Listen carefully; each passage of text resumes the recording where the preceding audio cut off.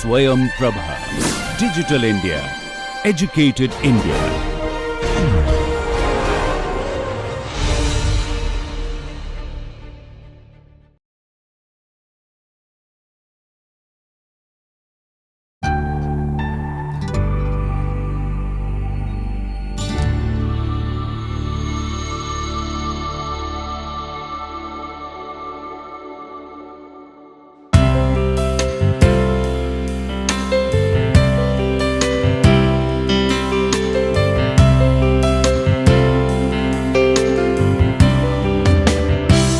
Welcome to lecture 30.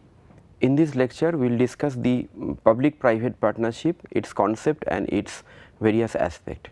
In this week we have been discussing various methods of augmenting revenue in municipalities to develop or to develop various projects, to execute the projects. Out of that we have seen that the revenue sources in the municipality are limited, even though it is not very less, but at the same time it is limited, and therefore to augment the revenues or to augment the financial resources from various other aspects, the private financial sources is very much important. And from that idea the concept of PPP emerged after the 90s when the liberal policies came in India. So, now we will see the basic concept of the PPP and how it can help you in urban governance. So, in this discussion, in this lecture we will discuss basically the concept of the PPP, what are the PPP options we have, and the legal status, and if possible we will discuss some of the examples. So, before I come to the option, let me discuss the how PPP operates.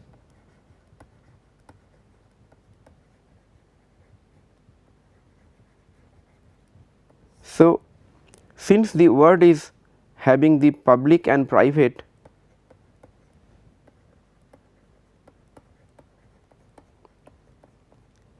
if I ask you that what is the strength of a public organization, they definitely you must be saying that a public organizations definitely have the legal status, which is a strength of a public organization. Any municipalities or any government, they are legally accepted as a government and a part of government, so that they can make their own rules and regulation, which is not possible by the private developer or private organizations. So, that is the most important strength of the legal status. Second is that the public organization can acquire land using the act. Third is that they can control the policy and planning, and fourth, they have the power to include or exclude in the public service delivery. And what are the weakness? You know, the public organization, they are very poor in the finance. Second is they are very much poor in technical expertise.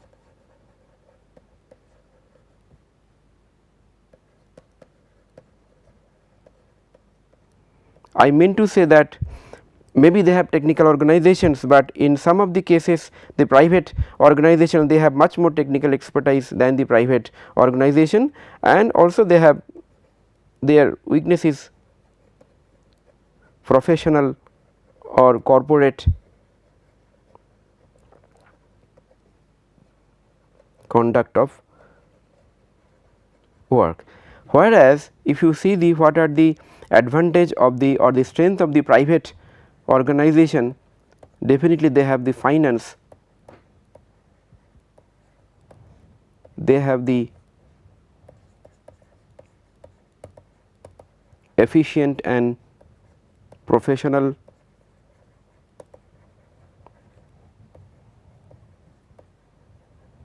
organizations, and they have a track record of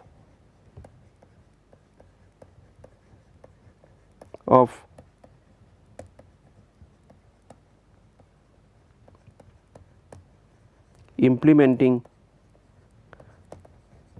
projects, and they have a efficient technical manpower. So, you can definitely their weakness will be they cannot make the public rules and regulations, they do not have land in most of the cases, large land, and they are not a government, So, you can see the weakness of the public organizations are basically the strength of the private organizations. Now, the question is, if I want to merge the strength of the public organization and strength of a private organization and make and work on that, that will be termed as a PP and P, public private partnership, where the public authority can provide the land, they can provide the legal sanctity of the project, they can do the appropriate policy and planning, and they can include the private sector, whereas private sector can help by giving finance, by giving efficient professional organizational track record for implementing the project, because they have the technical manpower. So, this is the concept of the PPP, how a PPP works. So, PPP works on the strength, it takes strength of the public organization and the private organization. Now, let us see that what are the PPP options are there in urban local bodies or in public sector development. Before I show the options, let me just tell you that there is a misconception between the PPP and a typical projects. When a public organizations deliver or develop a project, definitely they hire some contractor or some other organizations to deliver that project. That cannot be termed as a PPP, simply because that project is basically wholly done by the public organizations, and that is given for a particular job just to construct the project and deliver the project. So, a normal contract or normal construction project or normal project cannot be termed a PPP project. A PPP project is that where the public and private, they will work on strength, and there will be some amount of sharing either in the asset or in the investment or in the profit sharing or in the whatever is the project life cycle, they will share some of the element. So, let us see what are the options. So, we have several options, some of the options I have shown. The option A is service contract, option B is management contract, option C is lease, option D is concession, E is joint venture, and then BOT and those kind of options, and then divestiture. So, let me explain one by one. In service contract, basically a service is given to a private organization. So, private organization, they operate the service. In management contract, it is only the private sector who operates and maintain the whole service and overall management. In service contract, it can be public and or private, whereas the asset and capital and commercial risks all are taken by the public organization, as you can see. In the lease project, the asset and the capital are shared by the public, whereas the operation maintenance is taken by the private and it is shared based on their contracted percentage. In the concession projects, the private sector, they take the commercial risk, the capital investment, the operation maintenance, whereas the public organization, they only own the asset.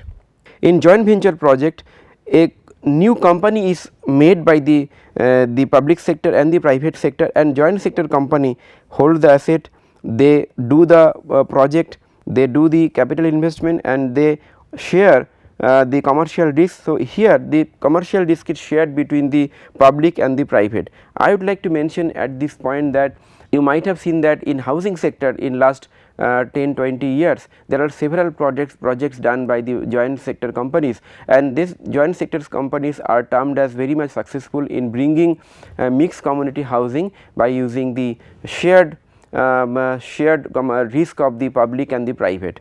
Now, then there are built, operate and transfer mechanism. In built, operate and transfer mechanism, it is the share of the private and public for the asset ownership. The private, they do the operation and maintenance and the capital investment, and the commercial risk is fully owned by private. So, and the divestiture, in the divestiture the public organization they give the particular service or the project to the private. So, it is kind of privatization, fully privatization, where mostly it is done by the private. So, from the top to bottom, from A to G, the more you go downwards, the involvement of the private will be more.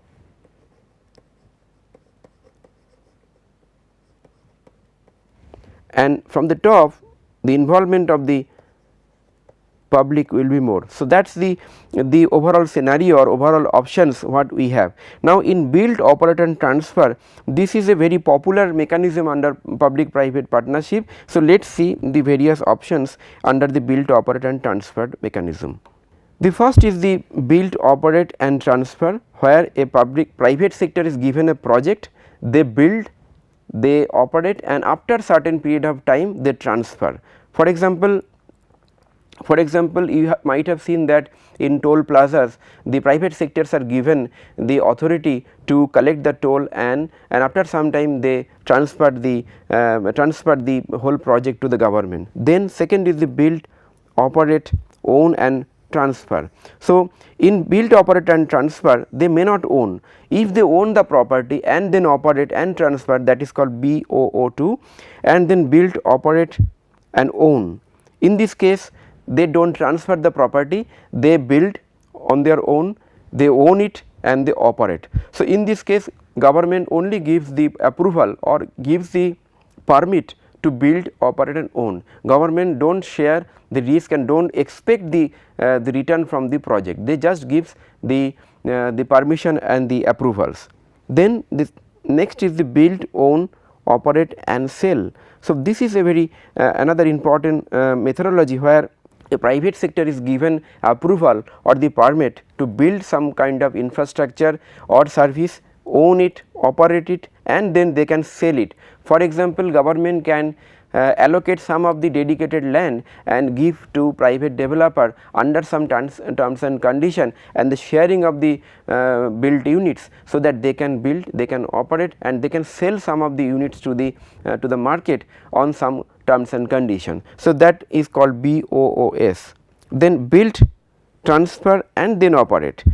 You give the project to the private developer or the private organization, they build it on their own money, own finance, they transfer the ownership to the government and then they are given the permission to operate. So, it is just reverse of BOT, build, transfer and operate, that is BTO. Then design, build, operate and transfer, in short it is DBOT. Here the design is also done by the private sector, and design, build, finance and operate DBFO, here also design is done by the private sector. Whereas in the earlier cases the major design, the gross design or the planning parameters are given by the public agency. The job of the private organizations are to build those infrastructure, operate and transfer, or own and transfer, or sell and transfer, or transfer and then own, something like that. So, these are the variety of the PPP options under BOT format.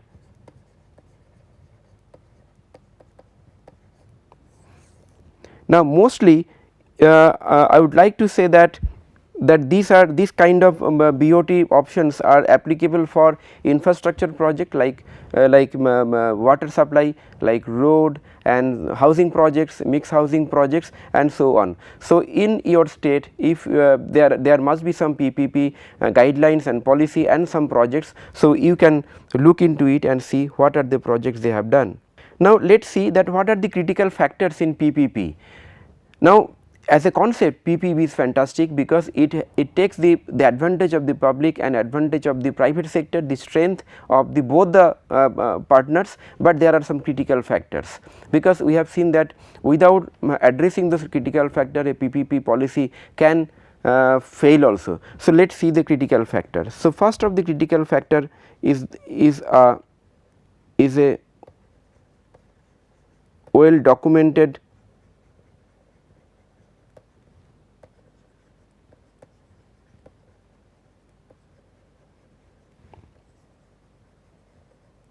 terms and conditions.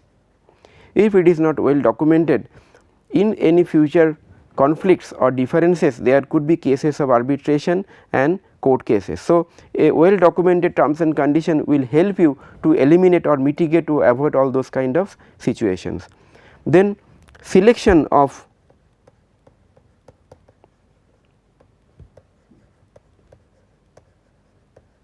private party. I tell you how it is important. Any PPP projects gets much more mileage or gets much more brand value than any private project, simply because the government is involved in PPP projects. So, every private developer or private organization they try to make PPP project with government, because definitely there are enhancement of the brand, not only the brand, they get more profit out of the project, and also same time the government also gets some amount of social benefit and financial benefit also. But since it is a profitable and it is a very lucrative and it is a very interesting phenomenon or the offer for the private organization, there is a competition and there are efforts and attempts to grab this opportunity from the government, and so that therefore, you have to ensure that the PPP opportunity is given to the right kind of the private organization. So, you have to see some salient important features for the selection of the private party, their past credential, their expertise, whether they at all they can participate and contribute in that sector or not, and also you have to see that whether their financial position is sound enough or not, whether they can provide adequate amount of finance for that particular project or not. So, there are listed criteria under the policies and the guidelines. So, you can have a look and then select accordingly about the of the private party. Then negotiation.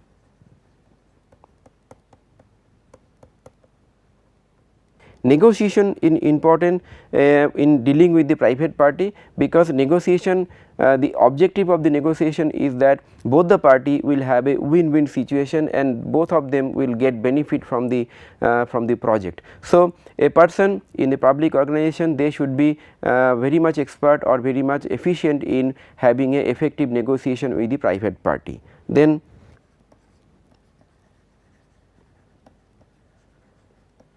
monitoring,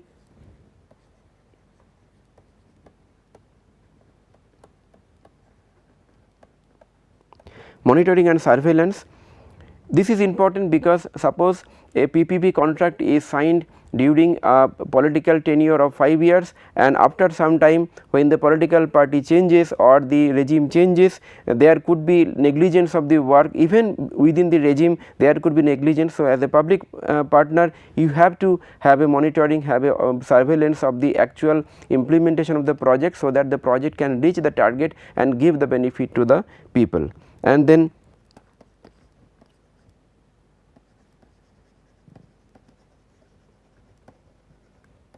transparency.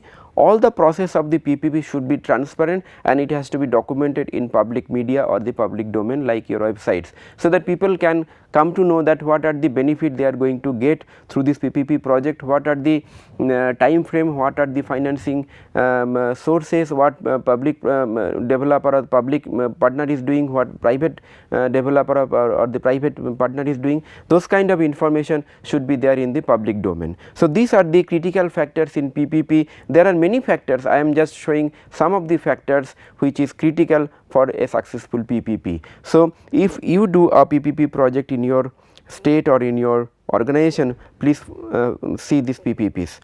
Now, I would like to show some of the examples from the PPP policies. This is a PPP policy from the Affordable Housing by Government of India, It is done by Ministry of Housing and Urban Affairs by Government of India. So, they are basically prescribing 6 categories of the PPP options. One is DBT model, that is design, build and transfer model, then mixed development of cross subsidized housing through joint venture and all those mechanism, annuity based subsidized housing. Here a private developer is given permission to develop housing and allot the houses to the beneficiaries, and so that beneficiary can give some amount of money at the end of the year, every year, and after some time they own the housing. So, instead of purchasing a house by giving full amount, they are purchasing the house by giving an annuity every year. Then annuity cum capital grant based affordable housing. Here some capital grant is given by the government and some amount of the remaining portion is given by the owner in terms of the annuity. Then direct relationship with the ownership housing. In ownership housing there could be a direct relationship like government and private owner and the private partner and the owner of the housing. The direct relationship with the rental housing. How this the PPP option can help the rental housing. A private developer can be given permission to develop rental housing and they can develop the rental housing, and a person can take that house as a rent, and through the giving of the rent he can get some kind of ownership after some time. In all those categories government will provide the land in terms of a competitive mechanism to the private sector, and one of the criteria of allotting those land and a selection of the private sector will be that least cost, whoever offers and whoever provides the least cost of the units in terms of the construction cost, definitely they will be given the advantage of this PPP by the government of India. Similarly, various state governments they have done the PPP policies. I would like to show one example from Government of Haryana. They have identified various aspects for the development under the PPP mode. Here are the aspects. Now, they have identified healthcare facilities, education, tourism, urban infrastructure, power, highways, agriculture related projects, road other than the highways, civil aviation, industrial infrastructure, sports and related infrastructure, rural infrastructure like public conveniences and e-governance. Now, from this list you can see that almost all sectors excluding some others, some basic social service or social security kind of thing, mostly all sectors where significant capital investment is required, those are identified under the PPP policy of Government of Haryana. And not only that, in the PPP policy of the Haryana they have mentioned what kind of state support will be there. The infrastructure, there is a provision for the infrastructure fund which will work as a partnership, then management styles or management mechanism, that is also mentioned in the PPP document, then identification criteria of the private partner, then institutional framework, what kind of institutional framework will be there to make the PPP work. So, this kind of examples of PPP policy and some of the projects are there. You can browse through the internet and the other sources and get a full idea of the PPP and how it works. Definitely some of the reference material we will be sharing with you. With this lecture we conclude the lecture of related to the financing and the accounts of the municipalities in the. So, with this I would like to have a quick summary of the week, whatever these lectures we had. In the beginning we started the discussion of the financial structure of the municipality. We have shown various financial sources of the municipality and how a finance and accounts works in the municipality. Then we discussed in the how the accounting systems are there, what are the changes in the accounting system and the advantage of the change of the accounting system from single entry to double entry, and as a reform how much it was successful in municipality. Then we have seen the augmenting the revenue sources from various kinds of tax, user charges, the advertisement, all those kind of innovative and alternative options are there in municipality, from where a municipality can apply their mind and then get some amount of revenue sources. And then today we have discussed the options in the public private partnership. Here we have discussed the basic concept in PPP mode, basically the advantage and the strength of the public organization and the advantage of the private organizations are clubbed together and work together. And in this mode there are various options what is available, for example, build, operate, transfer, joint venture mechanism, there can be divestiture, there could be concession, there could be some amount of management contract, all those kind of styles are there under design, build and design, operate and the build, operate and transfer mechanism. We have seen there are various sub options like BOT, BOT, BOOS, DOFT, all these kind of options are there. So, go through all these options, and then finally, we have seen that government has already framed the policies for the PPP. Several projects are already executed by the departments and the organizations. So, go through all these avenues and please have a look of the financial plan of your organization, what kind of financial plan they have, what are the sources, whether it is efficient enough to augment the revenues, whether it is efficient enough to augment the revenues or the finance from the private sector or not. So, this kind of questions you should be able to answer, you should be able to think about, and you should be able to act in future if you have gone through all these lectures. So, with this I would like to conclude today's lectures. Next day I would like to discuss the some of the element on the physical development or the build development like housing, environment, transportation, etc. So, next day we will discuss the housing strategy for a city. Thank you very much.